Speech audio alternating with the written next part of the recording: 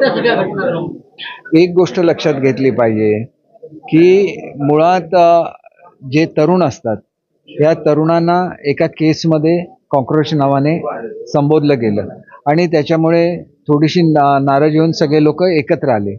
एकत्र येण्याचं प्लॅटफॉर्म हा वेगळा होता आणि नीटची परीक्षा हा एक वेगळा विषय होता. आता नीटच्या परीक्षेचं राजकारण होतंय.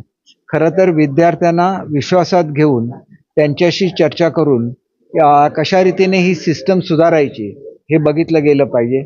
कारण ही एवढी मोठी परीक्षा असते आणि संपूर्ण भारतामध्ये घेतली जाते. त्याच्यामुळे ह्याच्यामध्ये एखादी व्यक्ती ती त्याच्यामध्ये इन्व्हॉल्ड असेल तर ती फुटू शकते. आणि ह्याचं मुख्य कारण असं आहे की मोठ्या प्रमाणामध्ये क्लासेसचं जाळं हे भारतामध्ये तयार झालेलं आहे. मोठ्या प्रमाणात फी ही विद्यार्थ्यांकडून घेतली जाते आणि त्याच्यामुळे हा जो पैसा निर्माण होतो याच्यामधून लोकांना लाच देण्याचा प्रयत्न केला जातो आणि एखादी व्यक्ती जरी फुटली तरी पेपर लीक होऊ शकतो.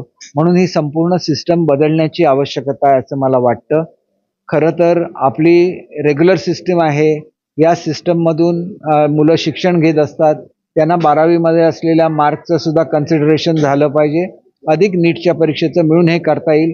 50-50% गुण विभागून देता येतील आणि हे कशा रीतीने सुधारायचं याची चर्चा विद्यार्थ्यांची होऊ शकते, विद्यार्थ्यांच्या संघटनाशी होऊ शकते.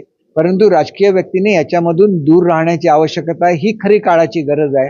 कारण शिक्षण क्षेत्रामध्ये राजकारण येता कामा नये असं मानणाऱ्यापैकी एक कार्यकर्ता मी स्वतः आहे. उद्धव ठाकरेंनी त्या ठिकाणी भेट दिलेली आहे आणि आता पत्रकार त्याने असं म्हटलं की हुकुमशाही लादणार असेल तर मुलं आंदोलन. मुळात मुलं त्यांची मुलं आहेत का? ती त्यांची मुलं नाही आहेत. त्यांच्या मुलांच्या आंदोलनामध्ये मध्येच कोणीतरी सहभागी होतात. तुम्ही बघा की एखादे मुलं नसलेली सुद्धा लोक ही तुम्हाला टीव्हीवर दिसतात त्या आंदोलनामध्ये.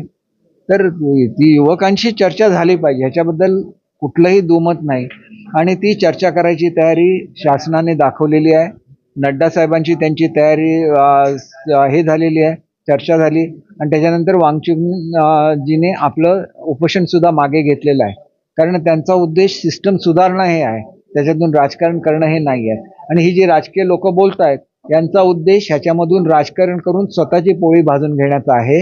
विद्यार्थ्यांच्या हिताचा कुठलाही विचार त्यांच्याकडे नाही असं माझं स्पष्ट मत आहे.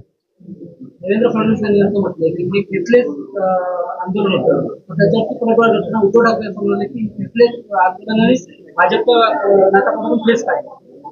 एक गोष्ट अशी आहे की शेवटी आपल्याला हे बघायला लागेल की सिस्टम कशी सुधारायची आणि कोणाच्या राजीनाम्याने ही सिस्टम सुधारणार नाही. याच्यासाठी मोठ्या प्रमाणामध्ये विचार मंथन व्हायला लागेल आणि ते विचार मंथन हे राष्ट्राच्या स्तरावर, राज्याच्या स्तरावर झालं पाहिजे आणि त्याच्यासाठी सर्व विद्यार्थ्यांनी सहकार्य केलं पाहिजे.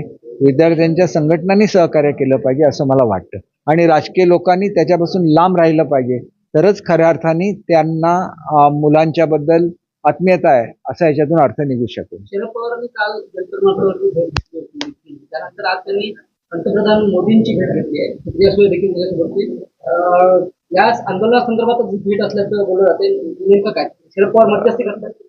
बघा, आदरणीय पवार साहेबांना खूप अनुभव आहे आणि या अनुभवाचा फायदा निश्चितपणे त्या विद्यार्थ्यांना झाला तर ते चांगलीच गोष्ट ठरेल असं मला वाटतं.